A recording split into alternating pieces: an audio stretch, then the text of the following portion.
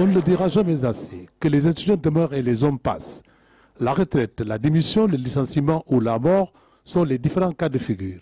Feu Talla Cissé, ancien PDG de la SOGAS, a choisi le dernier cas pour quitter définitivement ce bas monde et la SOGAS après plus de 3 décennies de gestion. Cet abattage rituel qui se passe dans tous les quartiers, dans toutes les mosquées, dans tous les coins du pays. C'est un rite que les gens observent, mais qui n'est pas obligatoire. On peut se ravitailler autrement.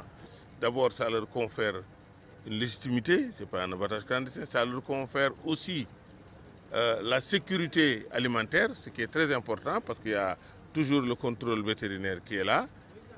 Et je pense que ça vaut le coup de se déplacer jusqu'aux abattoirs plutôt que d'amener chez soi une viande malsaine, une viande pas licide, parce que provenant de circuits de vol de bétail. Autant Feu Talla Cissé était soucieux de la santé de son entreprise, autant il était soucieux de la santé des consommateurs de la viande.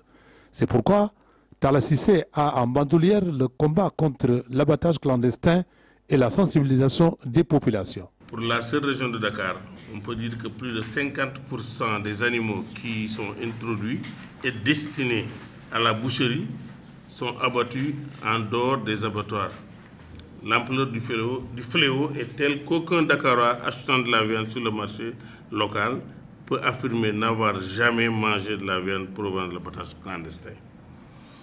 Or, l'abattage non contrôlé est un danger permanent pour la santé publique. Il est réalisé à même le sol, en plein air, mais aussi et surtout par des individus non suivis médicalement et non respectueux des règles élémentaires d'hygiène. Talla Cissé était un philanthrope, tolérant, nanti d'une grande capacité de manager.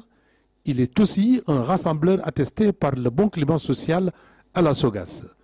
Les témoignages. nit ku baax la woon jullit la woon àqan ku bàyyi woon xel tamit ci bis bii la woon ndax daanañu def fii dañu amoon aadawu bu weeru koor jotee première ajjuma ci weeru koor ñu invité wu këru diine yépp seeni njaboot ñëw ñu daje fii jullee fi ajjuma ñaan. Talla Cissé daana def bu loolu amee daf may laaj ñaata gan nga am ay kilifa yu fii ñëw su ma ko nee juróomi kilifa la mu ne ma demal nga jël juróomi xar bu ci nekk dina ci teg enveloppe bu 25 000 francs ne ma naa leen ko jox ñu jàppale leen ci bis bi mu jàppale nu ci bis bi loolu maa ngi koy témoyel te yàlla rek tax.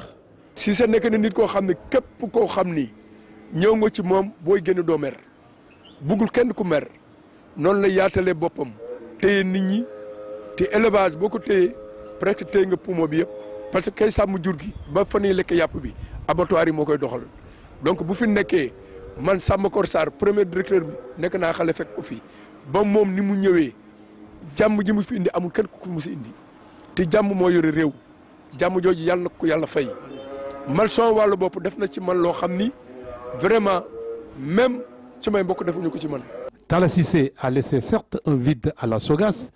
Cependant, le personnel est confiant que Talla Cissé a très tôt préparé la relève, car Arona Gallo Dialaloba, qui a assuré l'intérim durant sa maladie, a dirigé la société de main de professeur. Et il a fait preuve d'un très bon héritier.